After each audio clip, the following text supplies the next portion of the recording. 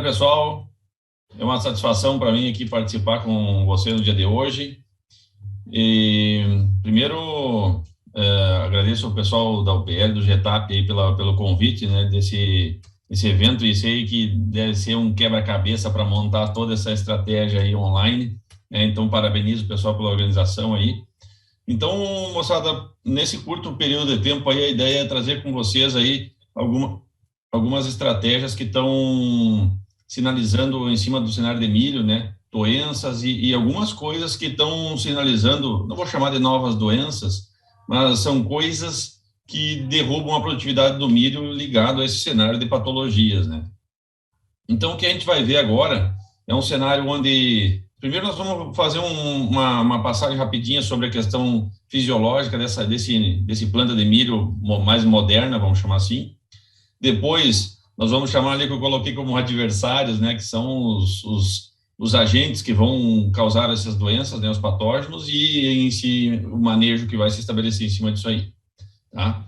Então, pessoal, no cenário da planta de trigo, e uma planta de trigo não tem nada de diferente de uma planta de soja, de uma planta de trigo, de uma planta de feijão, de algodão. Quando a gente olha para um cenário fisiológico, basicamente pelo seguinte: uma planta no vegetativo é uma planta com uma capacidade de defesa maior, uma planta onde as doenças, entre aspas, não vão avançar de forma acelerada por essa capacidade do vegetal de retardar esse processo, né? E à medida que nós temos um cenário reprodutivo, o que a gente vai vendo? Uma transição da capacidade de defesa desse vegetal, e aonde a missão do vegetal é deixar o quê? Deixar o descendente, né? Então, fornecer toda a sua energia para o seu produto final, que é o grão. Aí que a gente vai começar a ver problemas nas folhas, principalmente problema de colmo lá no final, né? Por quê? Porque todos os carboidratos e açúcar estão sendo jogados para dentro do grão, e isso fragiliza essas porções, né? Então, essas relações de fonte e dreno estão totalmente ligados com a questão de doença. De repente você deve estar pensando assim: professor, mas e o que tem a ver doença com isso?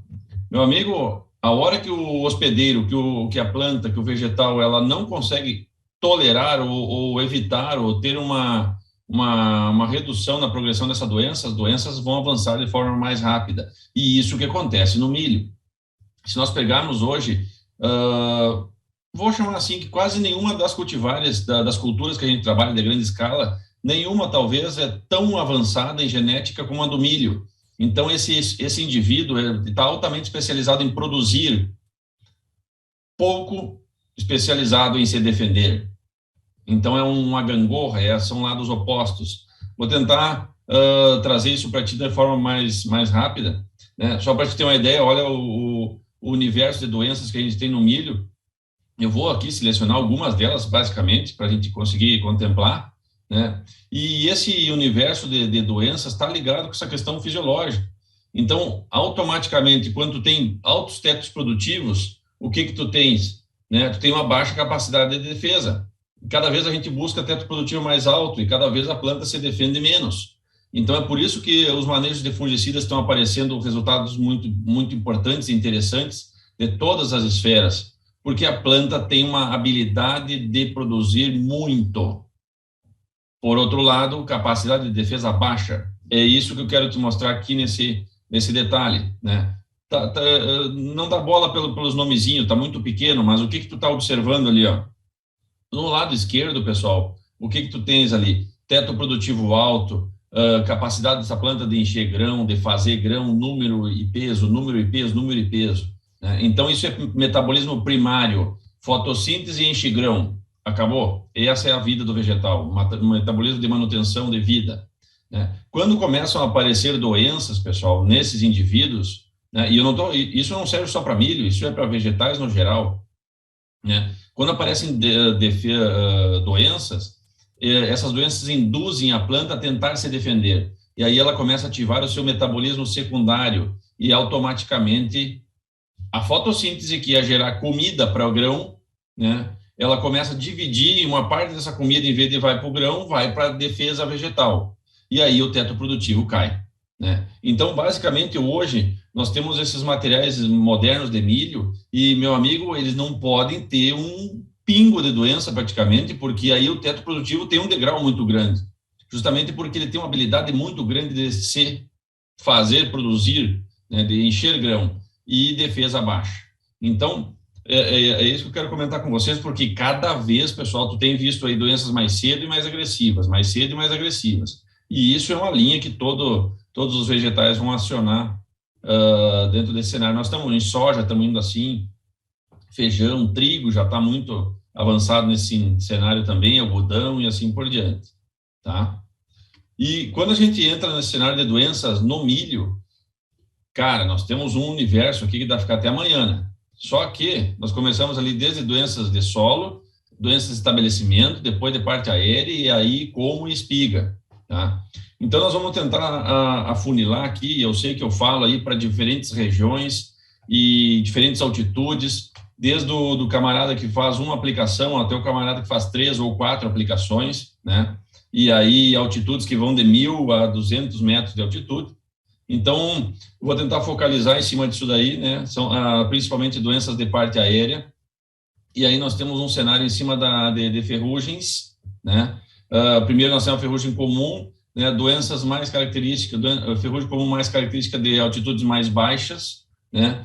Situações um pouquinho mais quentes, noite quente, né? São ferrugens aí que teve um potencial destrutivo muito grande no passado, e depois com essa habilidade dos outros patógenos de causarem esse estresse vegetal também vem acontecendo em cima do cenário de ferrugem comum, né, Puccinia sorg, que é uma ferrugem um pouquinho mais escura, né, um vermelho telha, diferente dessa aqui que eu estou mostrando para vocês, que é uma ferrugem polissora, né, aí mais característica de áreas de alto teto produtivo, né, regiões mais altitudes, uma ferrugem um pouquinho mais clara na sua coloração, mas muito agressiva, né? E como o próprio nome diz, né, é polissora, né? Soros quer dizer pústula, poli são vários, então ela produz diversas pústulas que ficam agrupadas e vão se espraiando, né? Diferente da ferrugem comum, como a gente viu anteriormente, que é como se fosse uma pústula longitudinal, né? Obedecendo às nervuras. E no cenário de ferrugem polissora, né, quando a gente associa muito essa condição, que pega uma noite mais amena, com precipitação frequente durante o dia, né, e logicamente vai ter um cenário de híbrido suscetível, a agressividade é muito grande desse patógeno. E aí, depois, mais ao final, nós vamos falar dos posicionamentos de manejo, mas essa é uma condição de ferrugem que vem se estabelecendo bastante em zonas de alto teto produtivo, vai de Padef para baixo, né, Goiás para baixo, né. E quando a gente sai, pessoal, desses cenários aí de ferrugens, né, que são os dois biotróficos aí que eu chamo a atenção, a gente entra com um cenário de necrotróficos, né, e esse cenário de necrotróficos aí, eles entram basicamente os causadores de manchas foliares, manchas quer dizer que causam lesões grandes, né, aí tu tá vendo dois tipos de lesões, e aí, de repente, tu está olhando rapidamente e diz, do lado aqui, na esquerda da tua tela é diplóide e na direita da tua tela é túrcico, né, ou HT. E, na verdade, são a mesma coisa, né, pessoal? Na verdade, são a mesma coisa. O que a gente observa, né, dentro a diferença básica entre uma mancha de túrcico, que depois eu vou te mostrar, e uma mancha de diplódia ou macrospora, é justamente a presença de quê? A presença que na macrospora, na diplódia, né, tu observas o quê? Aqueles pontos negros ali, que são estruturas do patógeno sobre a lesão, né? Muitas delas, de repente, tu deve estar dizendo aí, professor, mas eu conhecia só aquela mancha da esquerda que tem umas pontinhas, umas guampinhas, assim, que vão subindo na folha e um centro bem claro no centro da lesão. E, de fato, isso aí, para alguns híbridos, é muito característico, para outros é já essa lesão mais larga, né? E veja como tu tens aqui, ó, estou te mostrando diversos tipos de lesões, né? Isso é parecido com mancha-alvo em soja, né? Parece que cada híbrido tem um tipo de lesão diferente. Isso está ligado com a capacidade de defesa do vegetal, né? Então, aquelas lesões ali onde tem um centro muito característico, né? E as extremidades pontiagudas ali, até essa que parece uma mancha de túrcico e tem a presença desses pontinhos pretos, que na verdade são estruturas do patógeno, são os picnídeos, e ali, basicamente é o seguinte, tu viu essa mancha, tem pontinho preto, é diplóide. né, ou macrospora. Se não tem brotinho preto, é cinza liso, é túrcico, né? E uma coisa interessante sobre a macrospora, né, que há pouco tempo foi rebatizada de Stenocarpella, nós temos duas, né? A macrospora, né, que dá na folha e no colmo, e a maídes, que dá só no colmo, né? Então, por isso que alguns chamam de macrospora, até eu acho interessante para separar o nome, justamente porque é característico só dessa posição da lesão. E aí, sim, uma doença também que era muito característica do Cerrado e Paraná para cima, né, vamos dizer assim. Hoje, tu vê um cenário de Santa Catarina e sul do país também com presença de macrospora. Isso está ligado à disseminação por semente, né? Basicamente, todos esses necrotróficos aí vão ser disseminados por semente, né?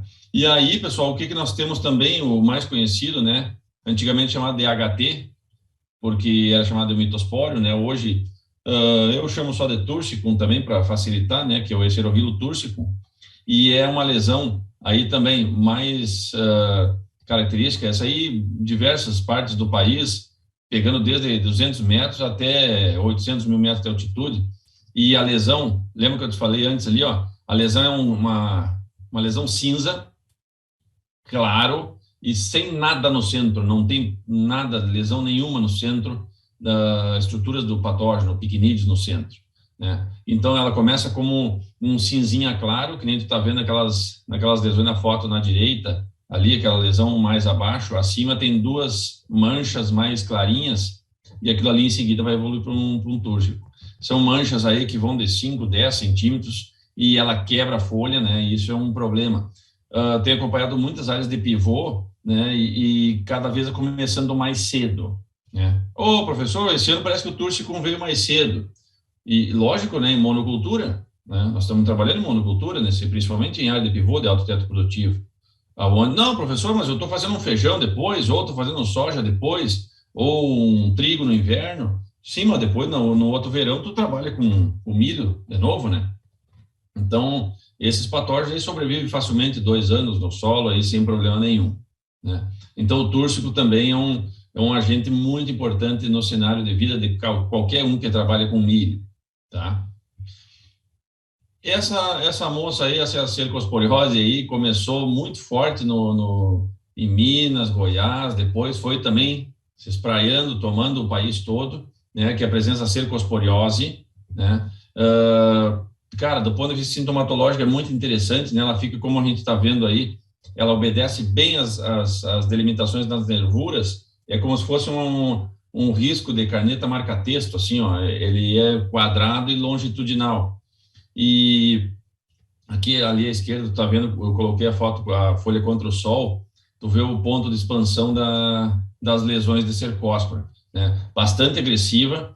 Até agora nós vemos falando de doenças aí que aconteciam basicamente no vegetativo, início do reprodutivo, né? Tô falando início reprodutivo lá, V6, V8, por aí, que quando já começa a diferenciação do primórdio floral lá e construção da tua espiga.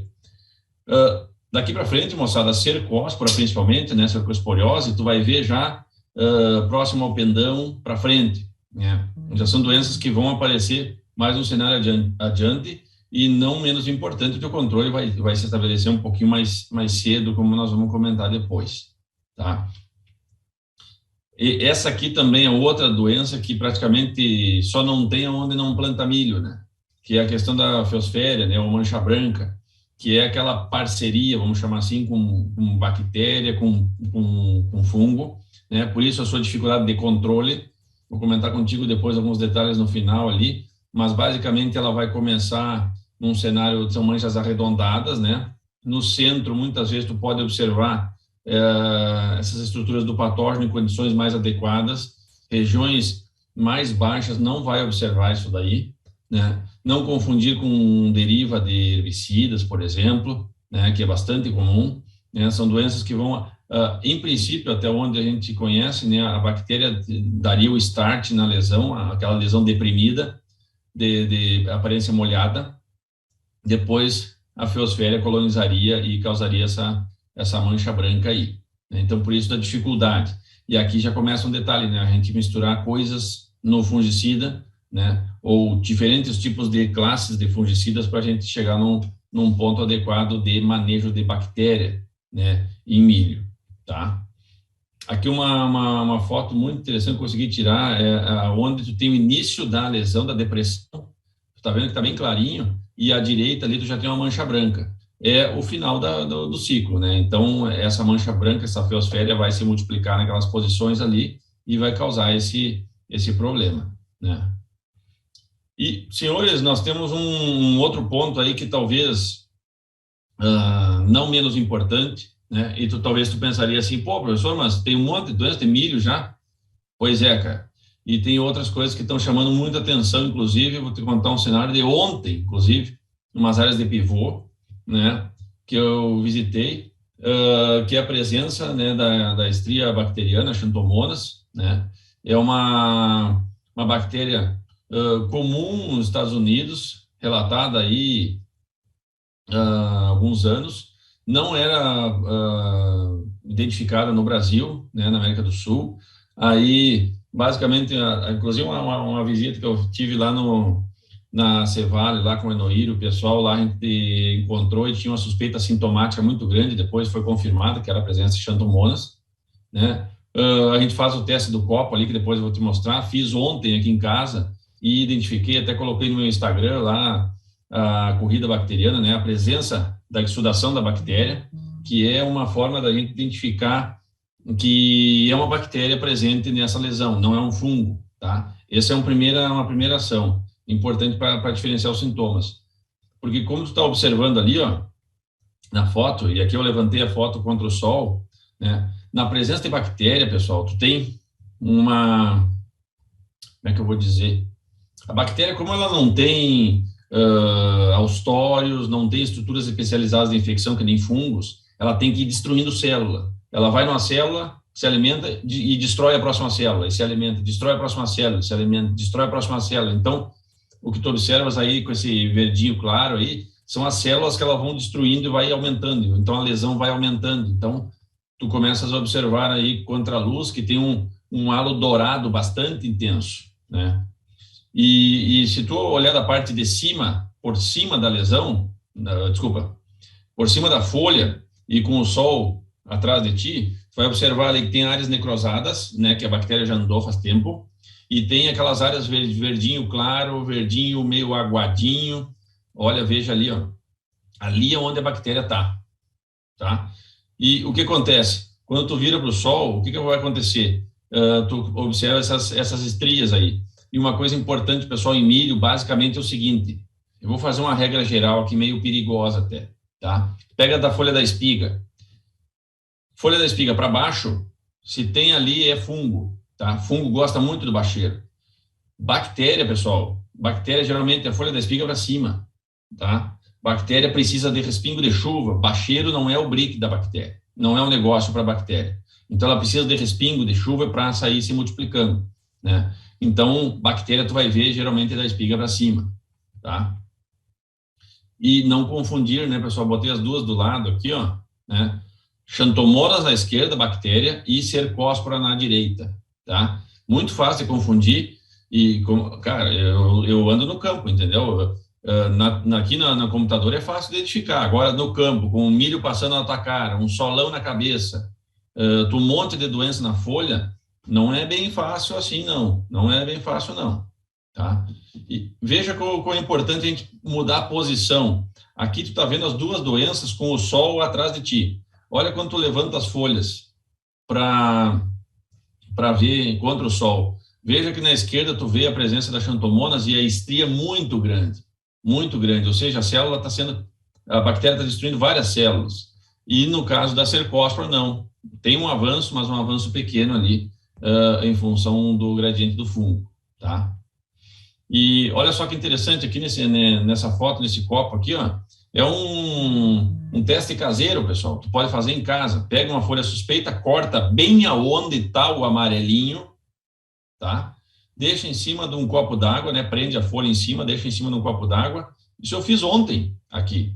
Fiz ontem. Quiser dar uma olhada no meu Instagram, lá tem lá nos stories. Fiz ontem.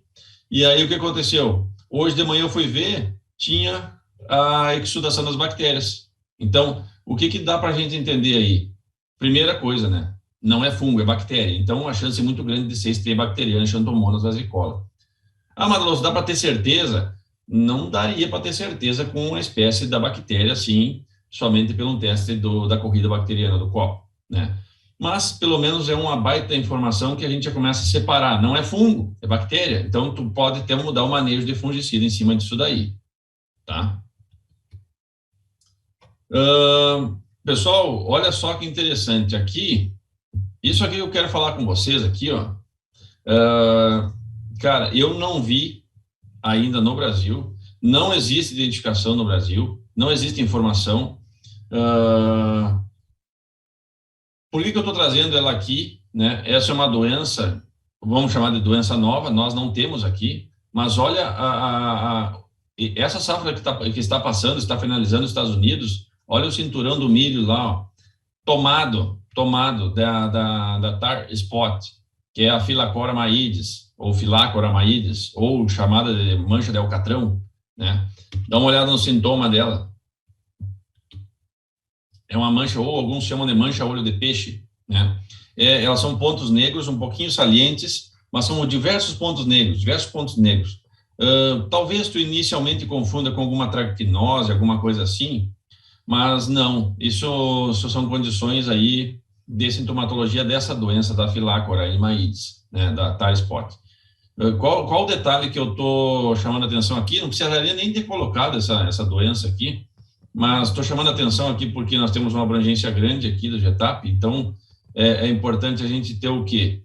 Uma observação, porque as condições que precisa da Phylacora maídes, cara, é temperatura 25 graus, alta umidade relativa e molhamento foliar.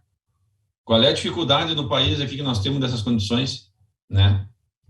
Então, aqui eu quero só deixar esse flash para ti aqui, ó, para vocês cuidarem e ficar com o radar bem ligado para a presença desse novo patógeno aí, tá? E para finalizar, pessoal, um detalhe aí que tem agredido muito o nosso cenário de potencial produtivo de milho, isso finalizando o caminhamento desse problema, terminando no sul do país, que são os tombamentos, né? A parceria ou associação entre cigarrinha, molicutes e patógenos de solo, basicamente do gênero Fusarium, né? Que vai ser, em algumas situações, Gibberella ali. Moçada, isso tem, assim, causado um problemão, né? Algumas regiões aí já muito afetadas, né? Eu vou tentar contar uma historinha rápida em cima desse cenário aí. Pivôs aí de teto produtivo chegando a 80 sacos por hectare no máximo, né? Um desastre instalado, basicamente, porque tudo vai para o chão cara, muito ligado com híbrido, né? Muito ligado com híbrido. Então, o que está associado nessa condição? Basicamente, quando tu tem um cenário de bactéria vascular ou um cenário de virose, né? Basicamente virose, vamos chamar assim, né? Tu tem a presença desses vetores, que são os agentes que vão fazer a transmissão, né? A cigarrinha, né? A Daubolus maílis, é o principal, até agora, o único conhecido agente transmissor desses dois molicutes ali, que são tipo bactérias, né? Que é o espiroplasma e o fitoplasma, né? Causando os dois enfesamentos, pálido e o vermelho, e também o vírus da risca do milho, tá? Que até o pessoal não tem dado muita bola, focado mais em enfesamento. Mas o vírus da risca também muito importante, tá? Uma outra coisa que eu não coloquei aqui, até por o nosso tempo ser mais curto, cuidado também com a questão de pulgão no milho, né? Pulgão muito importante por causa do vírus do mosaico. Tem que cuidar bastante dessa questão desses vetores, tá? Mas, basicamente, pessoal, o que eu quero te falar é o seguinte aqui. Esse problema dos tombamentos é um problema que ele se estabelece de forma geral em função de uma coincidência, entre aspas, de fatores, uma sequência de fatores, tá? Por exemplo, professor, a cigarrinha é um problema para tombamento no milho? Não. Professor, o molicute é um problema para tombamento no milho? Depende. Professor, o fusário é um problema de tombamento no milho? Depende, né? Ué, mas como assim depende? Cara, tem que estar tudo junto, tá? Por exemplo, cigarrinha. Tu tá vendo aí, ó, ali tem uma cigarrinha que eu desenhei ali num sacrifício meu de desenhista, mas aquilo ali que tu tá vendo ali é uma cigarrinha, tá ligado? O que que acontece? E o que que tu tá vendo aquele milho ali? O que que tu tá vendo ali acontecendo lá no colmo do milho, basicamente no colo da planta ali, basicamente entre a inserção de raiz e colmo do milho. O que que tu tá vendo ali? Presença de fusário, tá? Senhores e senhoras, a infecção radicular por fusário, macrofomina, diplódia, pitium, cara, patógenos de colmo, se dá e raiz, patógeno de colmo e raiz, se dá na radícula. Lá antes de tu ver o milho sair para fora, antes do alfinete ali, tu já viu, já tem, tu não viu, né, na verdade, mas já pode ter a presença de fusário. Então, veja bem, em áreas onde tu não tem molicutes, tu não tem nada desequilibrando essa planta, tu pode ter um fusário no colmo e ele não causar sérios problemas na tua vida. Não poderá não causar, tá? Tem o fusário na planta, mas ela poderá não causar tomamento. Sozinho só vai ter esse problema agravado em áreas de alto teto produtivo, altitude, de muita monocultura acelerada, tá? O que que acontece para isso ser um problema, então? O que acontece é o seguinte, tu tem milhos com a presença do espiroplasma ou do fitoplasma, né, do enfesamento pálido ou vermelho, e como tu tá vendo na foto à esquerda abaixo lá, ó, tu pode ter o enfesamento dos dois juntos, e inclusive a cigarrinha pode transmitir os dois, né, que é o pálido e o vermelho do lado. E esses milhos com enfesamento, eles carregam esses molicutes dentro do seu floema, tanto que aí que é um problema também da identificação, né, do corte, da posição do corte do laboratório fazer análise daquela posição, muitas vezes o floema não está ali contaminado, mas os molicutes estão nessa planta. O que acontece? A cigarrinha vai lá, se alimenta, adquire esses molicutes e depois ela vai fazer o quê? Vai transmitir esse molicute e vai levar esse molicute para uma planta sadia. Inclusive, as ninfas e adultos de cigarrinha, os filhos de cigarrinhas doentes com molicute não são doentes de molicute, tá? O filho sadio tem que ir numa planta doente e pegar o molicute e levar. Então, é sempre um caminho de vai e volta, vai e volta. O que que vai acontecendo assim? Veja bem, tu tem um fusário lá no teu pé, né, no milho. Ele não tem causado grandes problemas na tua vida, do milho. O que acontece? Quando tu tem a presença do molicute, que é um indivíduo ou são indivíduos que vão causar um distúrbio fisiológico, essa planta vai ficar com dificuldades de estabelecer suas relações de fonte e dreno e ela começa a ter problemas fisiológicos de defesa vegetal. E aí o que que vai acontecer, meu irmão? Aí que as coisas acontecem. A presença do molicute favorece a agressividade do patógeno de raiz, patógeno de coroa, de solo, né? Então, os teus problemas de fusário, de giberela, da própria macrofomina, de diplódia, principalmente, vão ser extremamente agressivos. E aí, o que que vai terminar isso aqui tudo? Vai terminar na lavoura no chão. Então, veja bem, o problema não é um agente isolado, tá? O problema é o conjunto dos fatores. E hoje, logicamente, né, nós estamos focando, e está certo, né, tá certo, eu estou focando no agente vetor, né, mas eu também posso focar no solo para diminuir essas quantidades desses indivíduos aí, especialmente fusário, diplódia, trabalhando com manejo químico, né, ajudando num TS, porque vai ajudar um pouco, não vai salvar a tua lavoura, mas ajuda um pouco, então qualquer pouco já ajuda, né, qualquer pouco já me ajuda bastante.